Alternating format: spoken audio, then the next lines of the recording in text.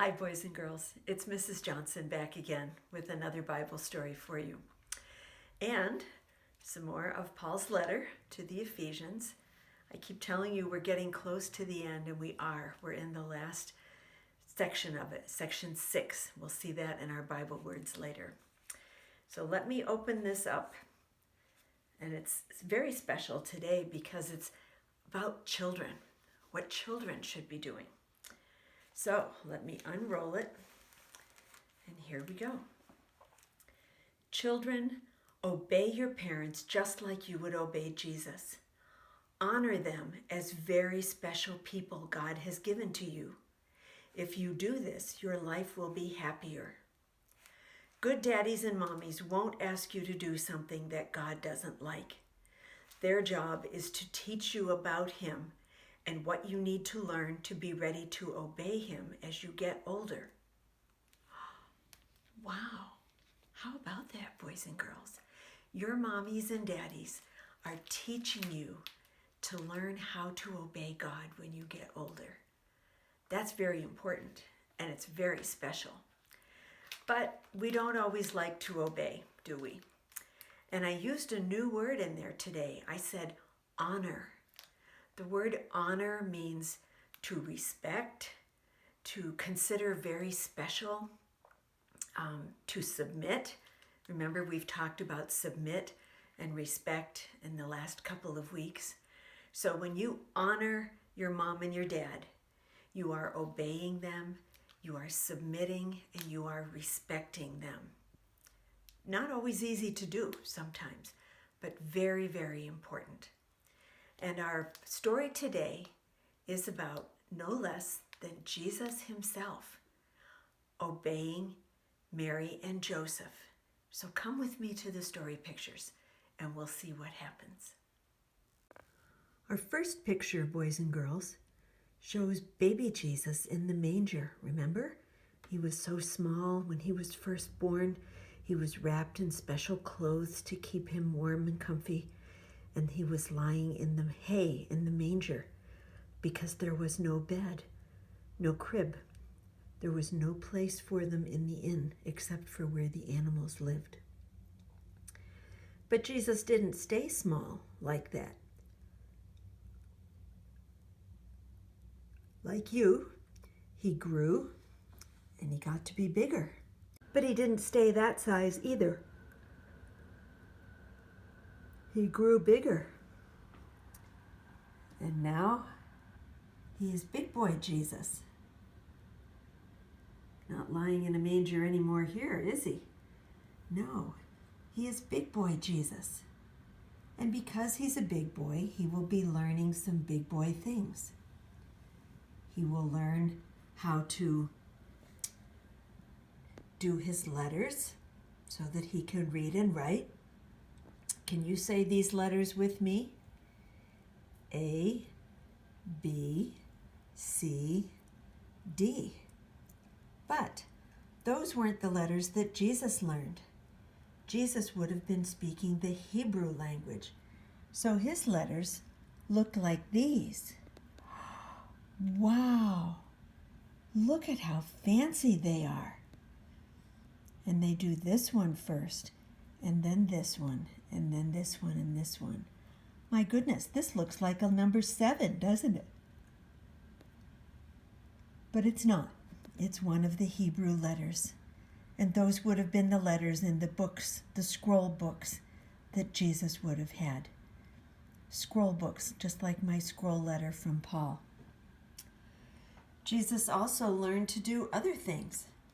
Here we see Joseph in his carpenter shop. That was Joseph's job.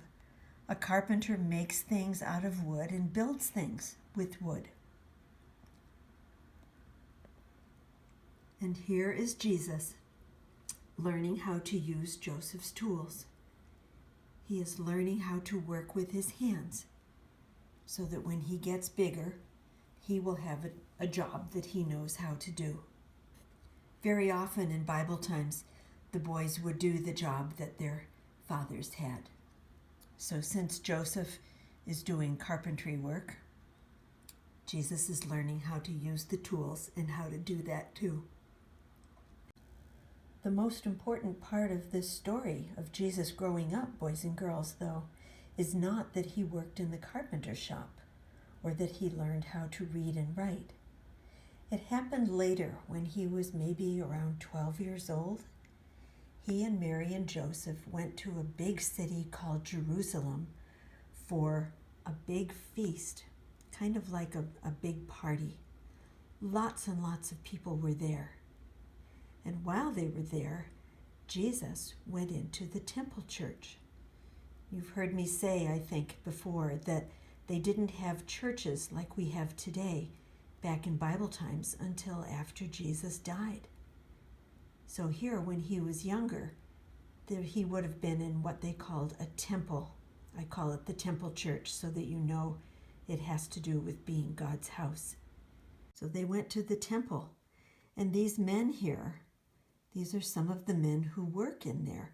Some of the men who know a lot about the Bible that they had in those days and a lot about things that God wanted them to know and to do. And here Jesus is asking them questions and they are surprised. They are asking him questions and he knows the answers. And they are very surprised because they know that they haven't taught him. They don't know how he knows so much about God. We know, don't we, boys and girls? Because Jesus is God. He knows a lot about God. Anyway, while he was there, Mary and Joseph come. They have been looking for him and looking for him. They had actually started back home with some of their friends and other family members. But when it came time to look for Jesus, they couldn't find him anywhere. So they came back to the big city, and that's where they found him, in the temple. And Mary said, "Oh, son, we have looked and looked for you. We have been so worried." And Jesus said, "Didn't you know that I would be in my Father's house?" He means God's house, the temple church. "Didn't you know that I would need to be there?" Well, they didn't understand what he meant. They knew that Jesus was different from other boys and girls, but they didn't understand everything that he meant.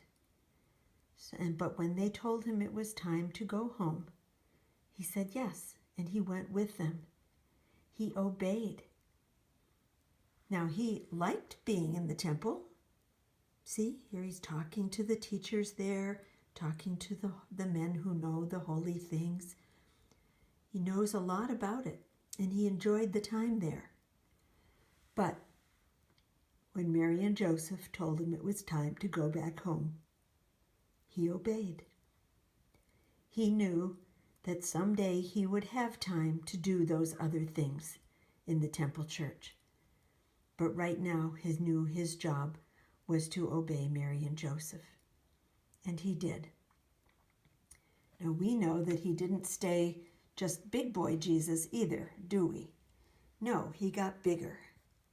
And now he is Jesus the man. Here's a picture of him in his robe and the sash, the sandals, the things that men would wear in Bible times.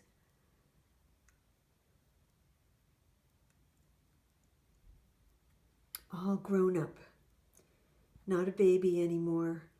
Not little boy Jesus. Not big boy Jesus. But Jesus the man. The man who would tell people how much God loved them. The man who would take care of people who were hungry and feed them. The man who would help people who were sick and hurt by making them well. And the man who would love all of us so much that someday he would die on the cross so that we could have our dirty sin spots taken away when we ask him to do that. Such an important job he had as a man. But showing us how to be a boy, a child who would obey mom and dad, That was a very, very important thing that he did. And the Bible puts it in there, I think, because it is so important. If we're going to copy Jesus, boys and girls, we've been talking about that for a while. If we're going to copy Jesus, to copy God's holy ways, we need to be obeying our dads and moms, just like Jesus did. He was our model. He was the one who showed us how. We'll have time later on to do other things. But right now, our job as children growing up is to learn to obey. Because someday, like Jesus, we will be obeying God the Father. And who knows what he might have for us to do. But let's copy Jesus and obey our family. Let me pray for you right now. Dear God, please help my friends who are listening to this. Help them to learn to obey. We know that it's not always fun, but it's so important. And when our moms and dads ask us to please obey, they're doing what you told them to do, God. You are helping them teach us how important it is to obey. If we practice obeying them, then we will know better how to obey you when it's time for us to do that. So thank you.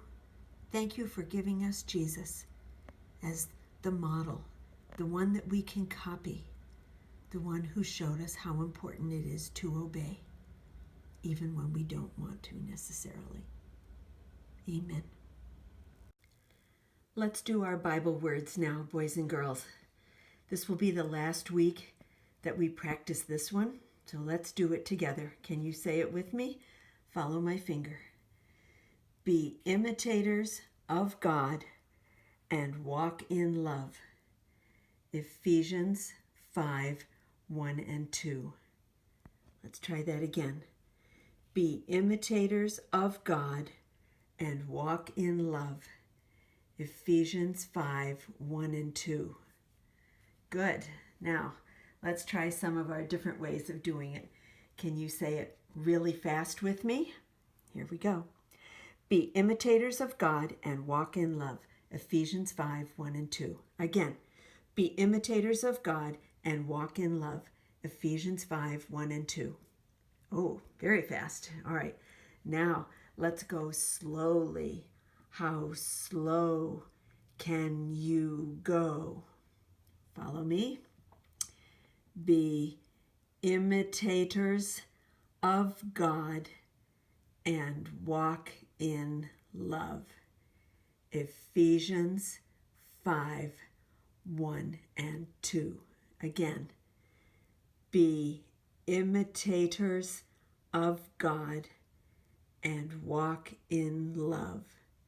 Ephesians 5:1-2. Good. And now let's try our whisper. The whisper soft. Can you whisper with me? But we'll do it at regular speed.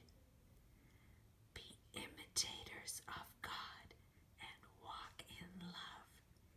Ephesians 5:1-2. Again. Be imitators of God and walk in love. Ephesians 5:1-2.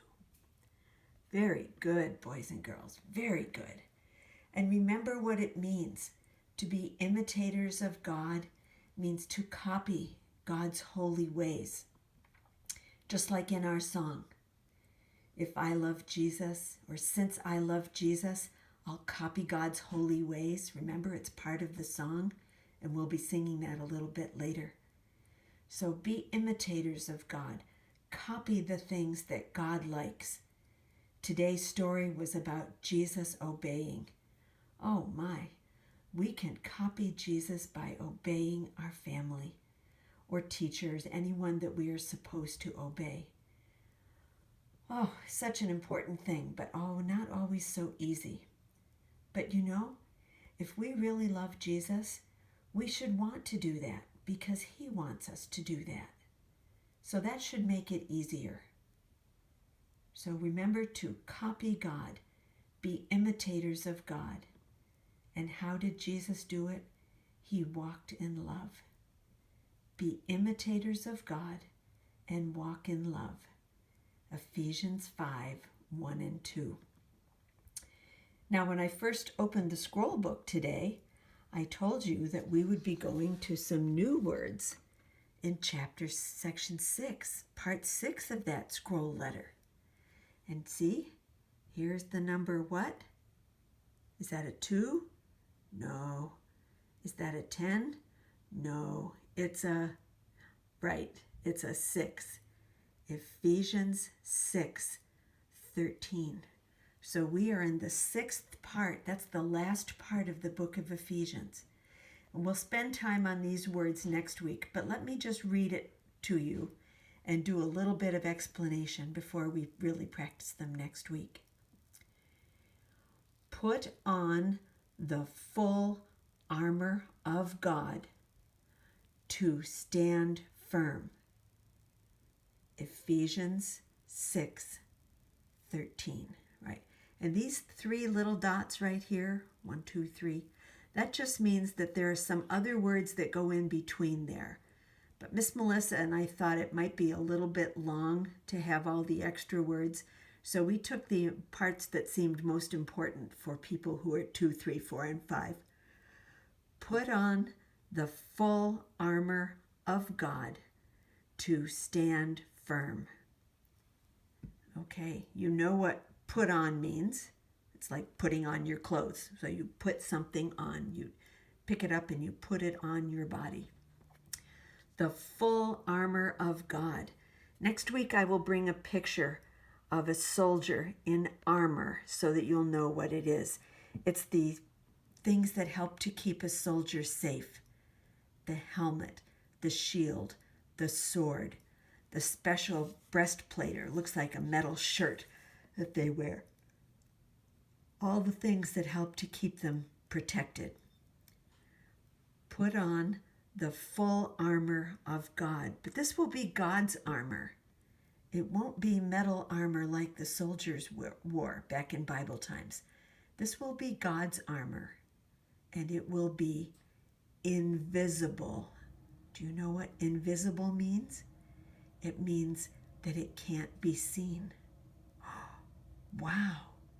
Something that you can put on that can't be seen? Oh, we'll find out more about that next week. And why do we do that? Why does Paul tell us to put on the full armor of God? To stand firm. That means to be able to do what God wants us to do, no matter what. Even if we feel a little afraid or a little shy or maybe a little embarrassed, it means to stand firm no matter what. And we'll learn more about that next week. Now let's go to our song. Since I love Jesus, I'll serve in peace each day. Since I love Jesus, I'll copy God's holy ways. Since I love Jesus, I'll be thankful and obey. I'm adopted into his family. Jesus died to take away your sin. He rose again and he wants to be your friend. He'll make you wise so you can live for him. You can be in his family. All right, now I'll have the camera move a little bit closer to me so you can watch my mouth, and we'll do it again. Since I love Jesus, I'll serve in peace each day.